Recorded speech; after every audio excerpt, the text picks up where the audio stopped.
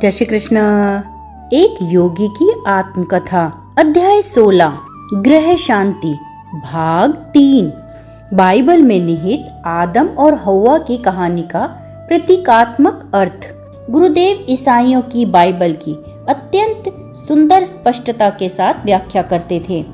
ईसाई सदस्यता की नामावली के लिए पूर्णतः अपरिचित अपने हिंदू गुरु से मैंने बाइबल के अमर सत्व को पहचाना और ईसा के उस वचन की सत्यता को समझना सीखा जो मानव वाणी द्वारा उच्चरित समस्त वचनों में निश्चय ही सबसे अधिक रोमांचक दृढ़ता से भरा हुआ था। स्वर्ग और पृथ्वी का लोप हो जाएगा, इस पर मेरे शब्दों का कभी लोप नहीं होगा। भारत के महान सिद्ध जन उन्हीं देवता अनुरूप आदर्शों के आधार पर अपना जीवन जीते हैं जिन्होंने ईसा मसीह को प्रेरित किया था, और यही लोग ईसा के सगे संबंधी हैं जिनके बारे में उन्होंने कहा था, जो भी स्वर्ग में स्थित मेरे पिता की इच्छा का पालन करेगा वही मेरा भाई, बहन और माता है। ईसा ने कहा था, तुम यदि मेरे शब्दों का पालन करोगे तो तुम सचमुच मेरे शिष्य हो। तुम सत्य को जान जाओगे और सत्य तुम्हें मुक्त कर देगा। स्वयं अपने स्वामी बन चुके भारत के जीवन मुक्त योगी मुनि उस अमर बिरादरी का हिस्सा हैं, जिसके सदस्य उस एक ही परम पिता का मुक्तिदायक ज्ञान प्राप्त कर लेते हैं। यह आदम और हव्वा की कहानी मेरी समझ में नहीं आती। इस दृष्टांत को समझने के मेरे प्रारंभिक प्रयासों के बीच एक दिन मैंने काफी गर्म होकर कहा, ईश्वर ने न केवल उस दोषी दंपति को बल्कि निर्दोष भावी पीढ़ियों को भी क्यों दंडित कर दिया। मेरे अज्ञान से अधिक मेरी उग्रता से गुरुदेव को हंसी आ गई। बाइबल की उत्पत्ति नामक पुस्तक में गहरी प्रतीकात्मकता भरी है। इसकी शब्दशः व्याख्या करने से कुछ भी समझ में नहीं आ सकता। उन्होंने समझाया, उसमें जिस जीवन वृक्ष का उल्लेख है वह ये मानव शरीर है। मेरुदंड उल्टे किए गए वृक्ष के समान है, जिसमें मानव के केश उसकी जड़ें हैं और अंतर्वाही तथा बाह्यवाही नाड़ियां ही उस वृक्ष की शाखाएं हैं। नाड़ी तंत्र के इस वृक्ष में आनंद देने वाले अनेक फल लगते हैं, अर्थात शब्द, स्पर्श, रस, रूप और गंध के संवेदन। इनका आनंद लेने की मनुष्य को पूरी छूट थी, परंतु उसे शरीर के मध्य में स्थित यानी बगीचे के मध्य में स्थित सेब रूपी काम सुख का अनुभव लेने से मना किया गया था।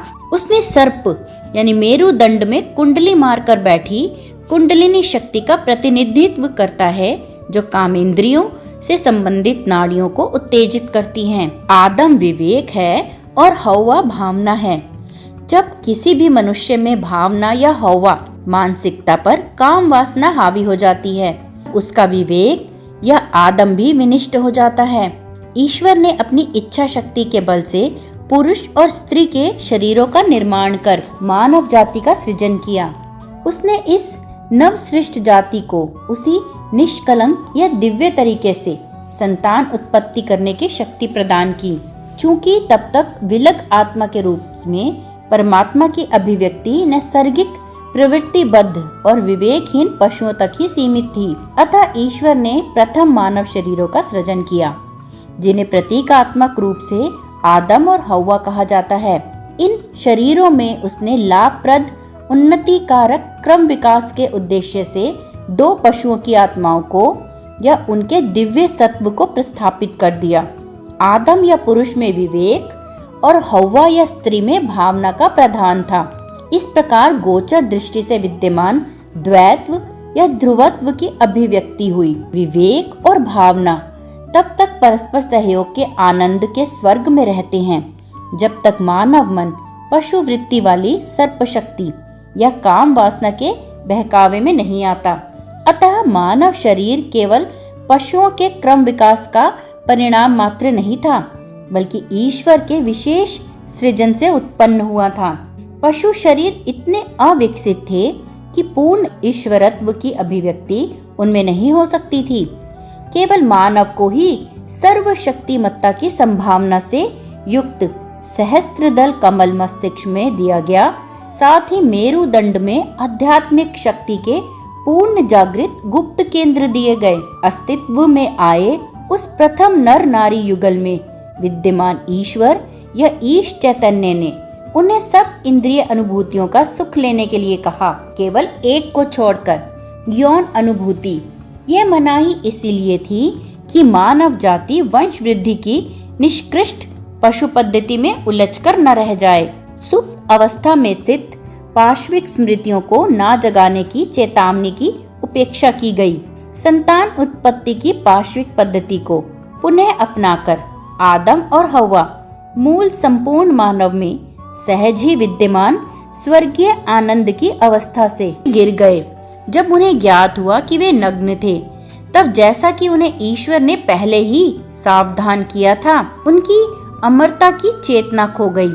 उन्होंने स्वयं ही अपने को जड़ सृष्टि के नियम के अधीन कर दिया था, जिनमें जन्म लेने वाले शरीर की मृत्यु निश्चित रूप से होती है। सर्प ने हव्वा को जिस अच्छे बुरे ज्ञान का वचन दिया था, उसका अभिप्राय द्वैत भाव और परस्पर विरोधी अनुभवों से है, जो माया के अधीन जीने वाले सभी जीवों को सहने ही पड़ते हैं। अपनी भावना और विवेक या हव्वा और आदम चैतन्य के दुरुपयोग से माया के भ्रमचाल में गिरकर मनुष्य दिव्य आत्मनिर्भरता को स्वर्गीय वाटिका में प्रवेश करने का अपना अधिकार खो बैठता है। प्रत्येक मानव प्राणी का यह व्यक्तिगत दायित्व है कि वह अपने माता पिता या द्विमुखी प्रकृति को एकता के तालमेल में या ईडेन में पुनः स्थापित करे। जब श्री युक्तेश्वर जी का प्रवचन समाप्त हुआ, तो मैंने नई श्रद्धा के साथ जेनेसिस के पृष्ठों पर पुनः दृष्टि डाली। मैंने कहा, पूज्य गुरुदेव, आज प्रथम बार मैं आदम और हव्वा के प्रति संतान का यथोचित दायित्व अनुभव कर रहा हूँ।